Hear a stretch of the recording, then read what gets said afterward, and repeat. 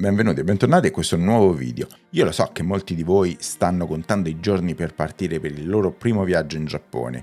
È alta stagione, la Nami è alle porte e quindi so che molti di quelli che ci seguono sono pronti per partire. Colgo quindi l'occasione per fare questo video con i miei 13 consigli su cosa fare quando si arriva in Giappone per la prima volta. Per tutte le altre informazioni di viaggio, se volete andate sul canale di Rudy Sono in Viaggio, dove troverete tantissime informazioni. Questo video è dedicato esclusivamente a coloro che stanno per partire o arrivare in Giappone e lo so che ci sono molti di voi che stanno facendo la valigia proprio in questo momento. Sono dei consigli che ho preso qua e là da una serie di spunti su internet, sia dalle mie esperienze personali. Voglio tenere questo video abbastanza conciso perché magari potrebbe essere utile rivederlo lì quando arrivate. Allora, saltiamo subito ai consigli. Prima di tutto, portate sempre dei contanti con voi. È incredibile, magari alcune persone si sono abituate a non avere soldi contanti perché in molte città adesso non servono quasi più.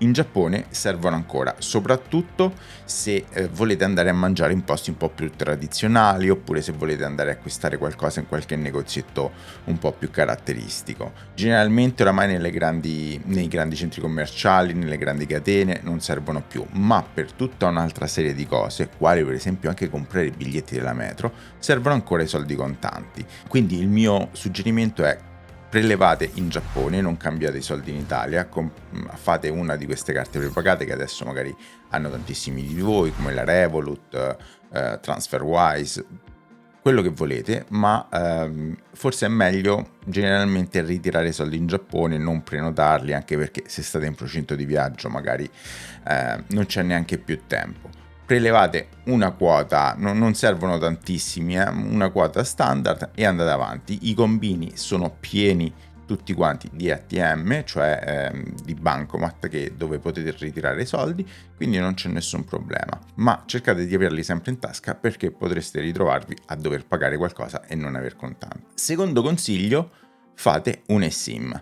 Se avete un telefono di ultima generazione, diciamo da qualche 3-4 anni a questa parte forse, l'uso dell'eSIM si è estremamente diffuso in tutti i dispositivi Apple e Android. Magari questo era il caso di avere qualche sponsor, ma non ce l'abbiamo.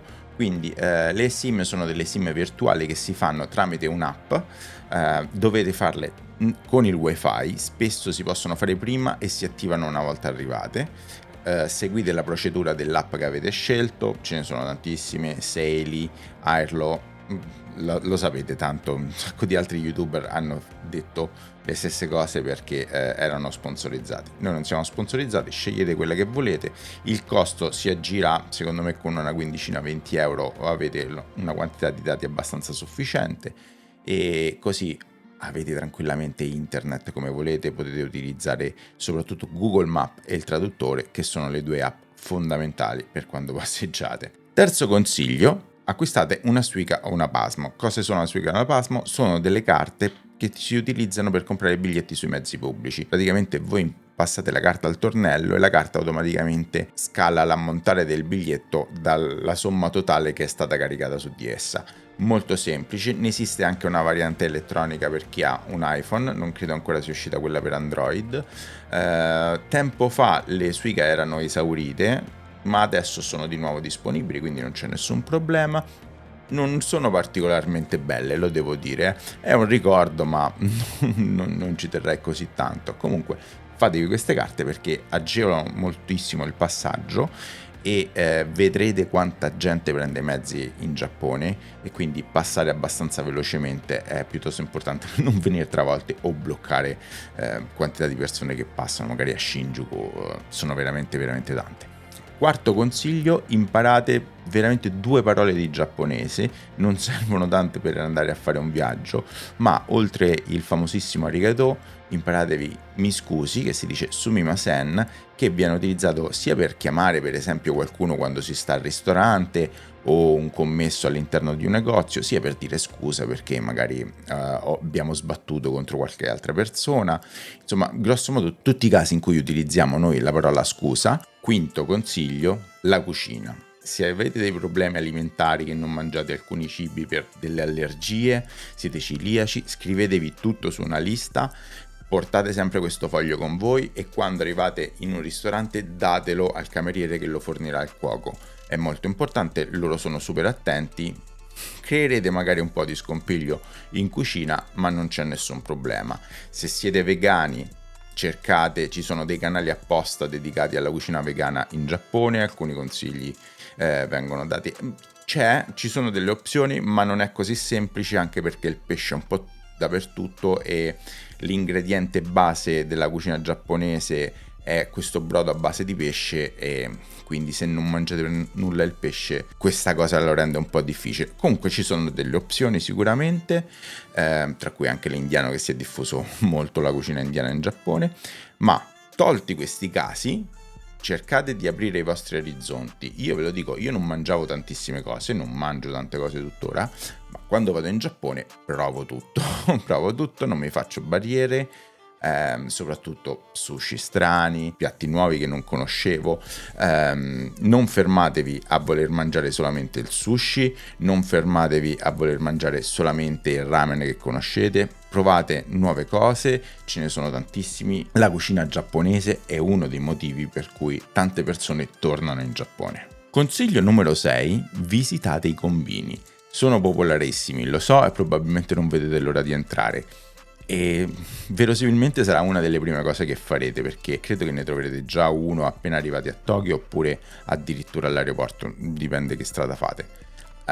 Comunque entrate nei convini, perdetevi nei convini, guardate la quantità di roba che hanno. Allora, hanno tantissime cose da mangiare, hanno tantissime cose per qualsiasi altro tipo di necessità tu possa avere in qualsiasi momento, dalle camicie al kit per cucire, alle prese elettriche, tutto. Hanno anche tanto cibo. Allora, è molto buono, è fatto di una media qualità, quindi non è cibo scadente, però è ovvio che una volta che avete assaggiato magari qualcosa di un po' più tradizionale fatto in trattorie locali, quello del convini è un pochino più artificioso, però è comunque un buonissimo posto dove fare un pasto al volo, o soprattutto le famose colazioni.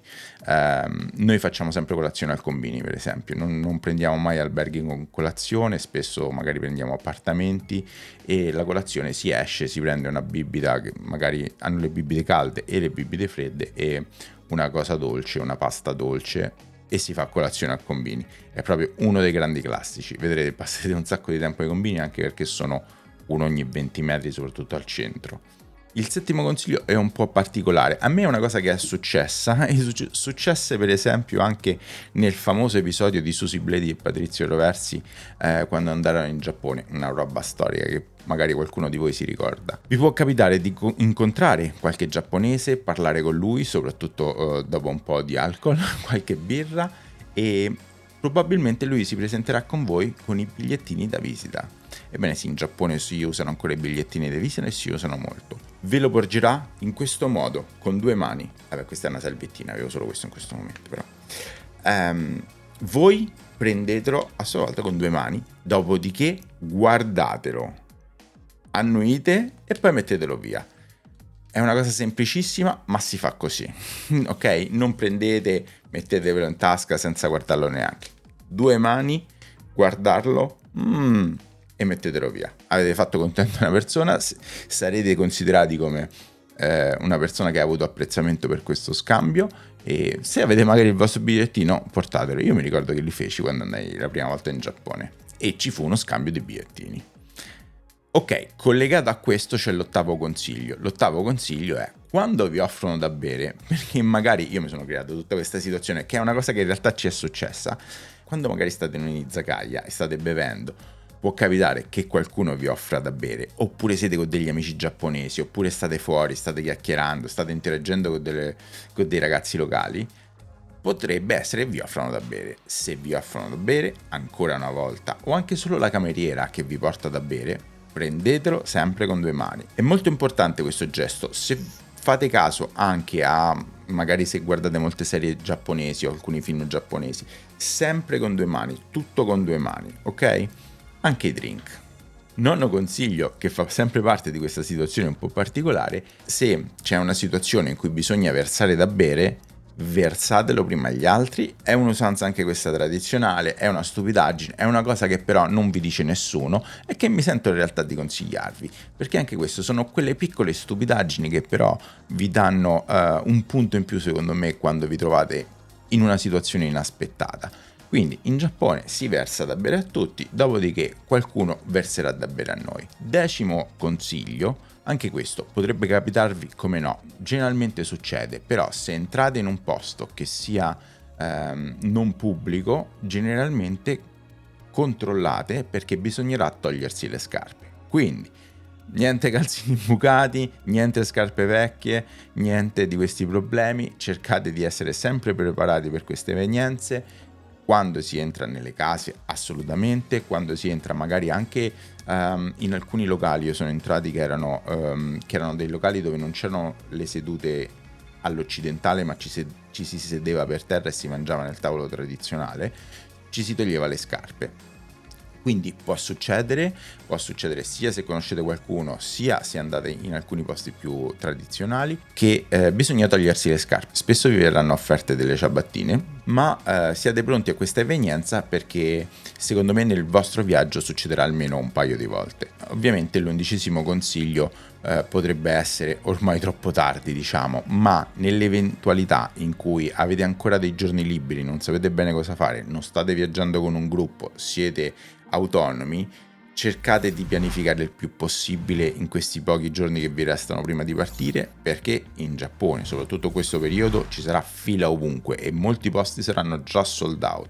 Quindi prenotate anche i ristoranti se volete, prenotate bar, posti interessanti dove volete andare, prenotate, perché altrimenti rischiate o di fare delle file immense, ma soprattutto rischiate di non entrare e arrivare lì e non poter salire magari sulla Tokyo Sky Tree o qualsiasi altra attività che volete fare. Quindi prenotate, è importantissimo, i giapponesi prenotano tutto, c'è la possibilità di prenotare tutto. Ve lo dico anche se probabilmente è già troppo tardi per molte attività.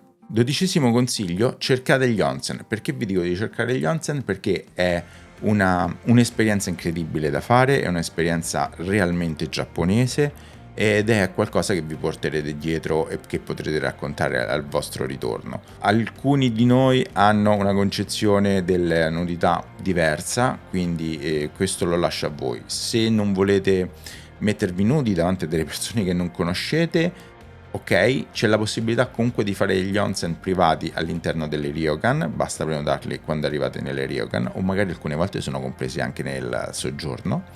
O se non avete questi problemi, andate tranquillissimi a qualsiasi onsen, anche se farà magari un po' caldo, la sera dopo una camminata lunghissima un onsen è veramente la cosa fantastica. Piccola postilla, se avete tatuaggi cercate onsen che accettino tatuaggi, altrimenti potrebbe essere un problema. 13° e ultimo consiglio, questo lo do per la vostra sicurezza. In Giappone esistono dei posti chiamati koban, generalmente sono delle piccole casette che stanno in ogni quartiere, ce ne sono più di uno in ogni quartiere, spesso anche vicino alle uscite delle metro. Tenete questi come punti di riferimento per qualsiasi cosa possa succedere. Se vi perdete, se succede qualcosa, se vi sentite male, andate ad un koban, ci sarà sempre qualcuno della polizia che vi aiuterà. Anche se dovete chiedere delle indicazioni, i koban sono un posto dove poter andare. Ovvio, vuol dire che il poliziotto vi dovrà scortare fino al posto dove andate, perché loro poi si sentono in obbligo di cercare di risolvere quello che voi avete chiesto. Però è molto importante sapere che ci sono questi posti per stare tranquilli, quindi anche se andate da soli per esempio e succede qualcosa, il koban è il luogo ideale per voi. Non vi mischiate niente, non fate cose strane. Koban, succede qualsiasi cosa, koban, andate lì, tutto a posto. Ci stanno delle persone estremamente gentili. I koban sono anche dei posti generalmente architettonicamente molto interessanti, perché sono piccoli e ci sono sempre un design abbastanza particolare. Questi erano i nostri 13 consigli per il vostro primo viaggio in Giappone. Spero che vi possano essere stati utili. E alcuni di questi io non li avevo sentiti quando sono andato, quindi magari possono aiutarvi, soprattutto quelli in queste situazioni un po' particolari come il bigliettino o versare da bere o i koban. Mi raccomando, divertitevi, godetevi il Giappone. Se questo è il vostro primo viaggio, complimenti, e prima di andare guardatevi anche quest'altro video che è cosa invece non bisogna fare.